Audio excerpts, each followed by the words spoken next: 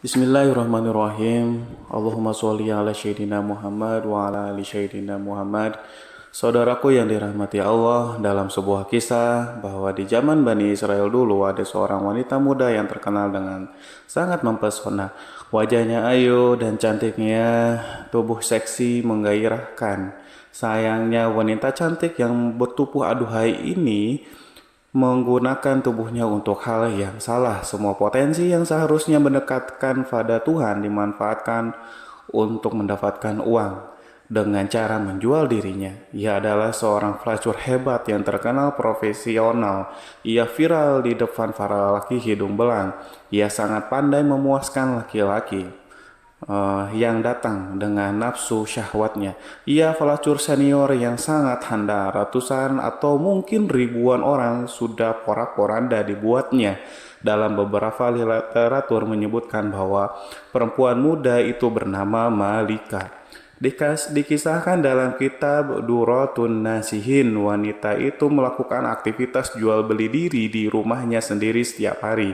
Malika menunggu para laki hidung belang dengan bernafsu di atas ranjang kerjanya. Ranjang pemuas nafsunya sengaja diletakkan di dekat pintu depan rumahnya. Ketika pintu depan itu dibuka, orang yang lewat depan rumahnya akan dengan mudah melihat Malika sedang berbaring santuy di atas ranjang. Ia sengaja melakukan itu agar para lelaki yang melintas dapat melihat kecantikannya, sehingga nanti mereka yang imannya tipis setipis tisu akan segera tergoda dan merongkek dompet untuk bisa menikmati waktu bersama Malika. Konon Malika memasang tarif dengan harga yang sangat mahal, yaitu sekitar 100 keping dinar. Uang 100 dinar itu jika kita menggunakan sinar Kuwait dan kemudian mengkonversikannya ke dalam rupiah, maka akan bernilai sekitar 4,8 juta rupiah. Harga yang sangat fantastik untuk usaha pelacur. Namun demikian, banyak lelaki tipis imannya yang bermimpi bisa tidur bersama Malika. Tidak masalah bagi mereka walaupun harus membayar sedemikian mahalnya. Bagi mereka merupakan sebuah pencapaian besar, pencapaian luar biasa yang akan mereka banggakan di tempat-tempat tongkrongan mereka bila bisa menikmati Malika sang pelacur.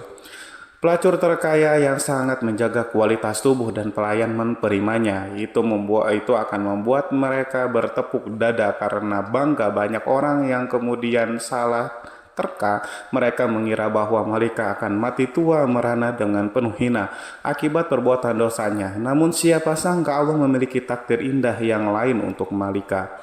Malika mendapatkan momen luar biasa yang kemudian mengubah seluruh jalan cerita hidupnya 180 derajat dari sebelumnya. Malika mendapatkan lelaki soleh sebagai suaminya. Dari pernikahannya, Malika dan suami memiliki 7 anak laki-laki soleh yang semuanya diangkat Allah menjadi nabi. Bagaimana bisa semua itu terjadi? Amalan apa yang sudah dilakukan Malika dalam hidupnya? Sebelum melanjutkan kisah ini, mari kita bantu channel ini untuk terus berkembang dengan cara mensubscribe dan mengaktifkan tanda lonceng. Jangan lupa berikan komentar yang baik, share video ini kemanapun supaya banyak yang mendapatkan manfaatnya. Semoga bernilai amal jariah karena membantu syiar Islam kepada manusia. Amin, amin, Allahumma amin. Suatu hari ada seorang pria muda melintas di depan rumah Malika, sang pelacur. Dia adalah laki-laki soleh, ahli ibadah. Ia berasal dari daerah yang sangat jauh dari sana. Sebut saja namanya Pulan. Ketika lewat secara tidak sengaja, mata Pulan memandang tubuh Malika di atas ranjangnya. Kata orang-orang soleh, pandangan pertama yang tanpa sengaja merupakan rejeki, sedangkan setelah pandangan pertama, pandangan keduanya dan pandangan ketiganya adalah dosa, karena sudah berbalut nafsu syahwat. Mendadak bergejolaklah darah mudanya. Mengelihat syahwat dan nafsunya sebagai ahli ibadah, ia berusaha sekuat tenaga menahan nafsu birahinya. Bahkan kemudian ia sempat berdoa kepada Allah supaya menghilangkan syahwat setan yang tengah melanda hatinya. Meskipun sudah ditahan, nafsunya terus membara. Syahwat tubuhnya menegang. Dan akhirnya benteng imannya jebol. Ia tidak mampu lagi mengontrol hawa nafsunya. Wulan pun kemudian mencari tahu caranya bagaimana supaya bisa menikmati malam bersama Malika. Ternyata tarifnya yang sangat tinggi senilai 400 dinar. Wulan tidak punya uang sebanyak itu. Ia lantas mencari cara supaya bisa mendapatkan uang untuk membayar tarif tidur bersama Malika. Alhasil Wulan menjual semua barangnya termasuk pakaian yang ia bawa. Dari hasil penjualan itu ia berhasil mendapatkan uang yang cukup untuk membayar Malika. Dengan mantap dan yakin Wulan mendatangi rumah Malika. Sesampainya di sana pegawai Malika menyuruhnya membayar uang tarif pelayanan. Ternyata malam itu Wulan belum bisa menuntaskan hasratnya. Ia harus menunggu giliran mengantri bersama puluhan lelaki yang lainnya yang mempunyai niat yang sama. Maklum Malika adalah impian semua lelaki kala itu.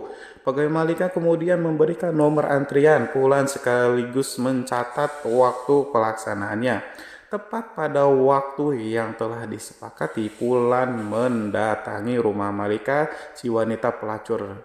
Malika terlihat sudah berhias rapi. Ia duduk menggoda di atas ranjangnya. Wulan kemudian masuk ke dalam dan duduk bersama Malika. Di atas ranjang mereka saling berdiam. Beberapa menit mereka lewati hanya dengan berdiam-diaman, tanpa obrolan, tanpa adanya gerakan lainnya. Kemudian Malika berinisiatif mengulurkan tangannya. Tangan itu hendak meraih tubuh Wulan. Belum sampai dari jemari lentik si Malika menyentuh kulit Wulan, tiba-tiba Wulan merasa sekujur tubuhnya dingin seperti disiram air es. Tubuhnya menggigil, hatinya terguncang, rasa bersalah dan ketakutan hebat tiba-tiba menyelimuti tubuh Wulan. Imannya yang sangat nyaris minggat tiba-tiba kemudian kembali lagi. Ia merasa seluruh ibadah dan amal baiknya selama hidup hancur porak-poranda dalam hitungan detik selama ia berada dalam kamar itu.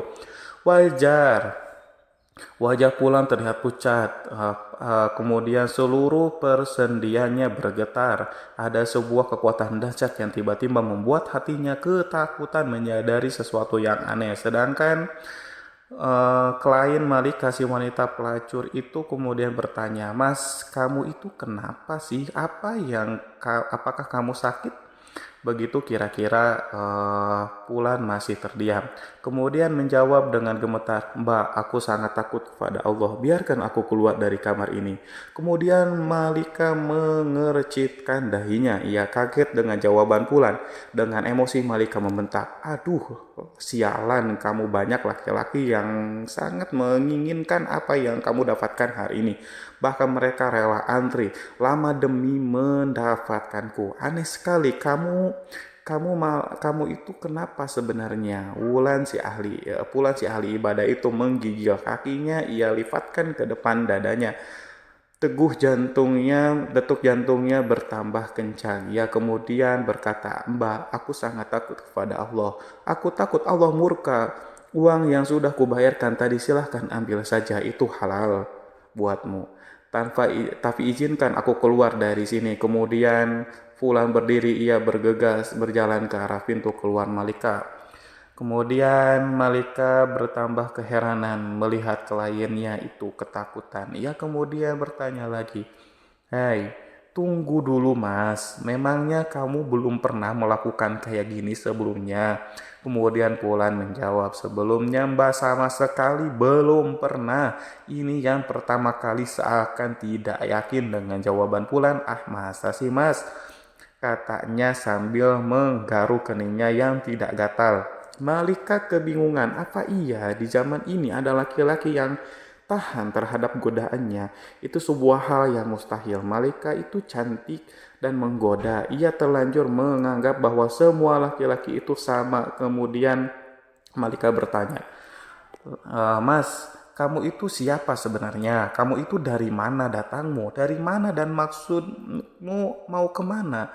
Kemudian Wulan menjelaskan siapa dirinya dan dari mana asalnya. Setelah mendengarkan cerita dari Wulan, Malika mempersilahkannya untuk keluar. Wulan keluar dengan menangis terisak, tubuhnya limbung seakan mau roboh sepanjang jalan Wulan menuju rumahnya. Wulan tak berhenti menyumpahi dan mengutuk dirinya sendiri. Ia sangat menyesali perbuatannya yang barusan akan ia lakukan. Ia menyesali sebuah dosa yang belum pernah ia kerjakan. Sementara itu Malika di dalam ruangannya masih merasa kebingungan. Ia masih teringat kondisi pria yang sangat menyedihkan itu. Pria pertama yang menolak tidur dengannya. Diam-diam Malika termenung dan merenung memikirkan fenomena aneh yang baru ia alami malam itu. Sepanjang hidupnya tiba-tiba saja hatinya bergetar, ada gejolak yang dahsyat dalam hatinya. Wanita ini malam itu ia merasa menjadi sangat hina. Kepercayaan diri, kebanggaannya sebagai pemuas nafsu laki-laki seketika runtuh dalam hatinya. Malika berkata, "Ya Allah, laki-laki itu baru pertama kali mau berzina, tapi ketakutannya seakan-akan ia sudah berzina jutaan kali. Seakan-akan dosanya paling banyak sejagat raya. Sedangkan aku sudah begitu lama, sudah bertahun-tahun telah melakukan dosa zina, tapi tak sedikit pun ada rasa takut terhadap murka-Mu ya Allah. Padahal Tuhan yang laki-laki itu takuti adalah Tuhan yang kusembah juga. Seharusnya rasa takutku pada Tuhanku lebih besar dibandingkan ketakutannya." Malika masih terdiam, tiba-tiba air mata menetes dari sudut matanya. Kemudian lama-lama air mata itu menjadi anak sungai. Malika menangis senangis sejadi-jadinya. Bekerjalah takdir Allah, wanita yang seumur hidupnya menjadi pelacur itu telah ditakdirkan mendapatkan hidayah. Pada malam itu juga, Malika kemudian menutup pintu rumahnya rapat-rapat. Ia menguncinya dari dalam, kemudian ia bersuci sebisanya, lalu mengganti pakaian seksinya dengan pakaian sopan sederhana, dan kemudian ia memulai beribadah, sebuah amalan yang sudah ia tinggalkan bertahun-tahun lamanya. Malika benar-benar bertaubat, menyesali dan meratapi dosa-dosanya di masa lalu, dan ia meminta ampunan dari Allah. Malika duduk beribadah sepanjang malam setiap hari. Hal itu dilakukan dengan sungguh-sungguh, dengan mengharapkan ampunan Allah. Tidak terasa pertemuan dengan Fulan sudah lewat setahun. Diam-diam Malika selalu ingat kepada Fulan, lelaki soleh yang ia temui tahun lalu. Malika teringat dan kemudian berpikir, jika saja aku mendatangi Fulan, mungkin saja Fulan mau menikahiku sehingga aku dapat belajar di sampingnya banyak hal tentang agama. Dan Fulan akan menjadi pendorong dan penyemangatku untuk beribadah pada Allah. Setelah menimbang dan berpikir lama, Malika yang sudah berubah menjadi wanita soleh memutuskan untuk mencari si Fulan. Ia masih teringat alamat yang disebutkan Fulan beberapa bulan yang lalu. Pergilah Malika mencari alamat Fulan. Ia pergi dengan membawa harta dan beberapa pembantunya. Dengan semangat dan iman mereka berangkat melakukannya. Setelah sampai di kampung yang dituju, Malika lalu bertanya kepada warga yang dijumpainya. Kemudian ia memperoleh informasi di mana rumah Fulan. Si pemuda soleh sesampainya di rumah Fulan, diucapkannya salam. Kemudian keluarlah Fulan. Ia membukakan pintu rumahnya, kemudian mempersilahkan para tamunya untuk masuk. Fulan belum sadar siapa yang datang karena Malika pada saat itu memakai cadar. Sedangkan para pembantu bersamanya, Fulan belum pernah mengenali mereka sebelumnya. Malika kemudian membuka cadar penutup wajahnya supaya Fulan mengingatnya, dan benar saja, meskipun setahun telah berlalu, Fulan masih mengenalinya. Tiba-tiba tubuh Fulan kembali menjadi dingin. Fulan teringat peristiwa perjumpaan pertama dan terakhirnya dengan wanita di depannya. Itu rasa bersalah, rasa takut yang sudah berusaha ia hilangkan selama setahun terakhir tiba-tiba datang lagi.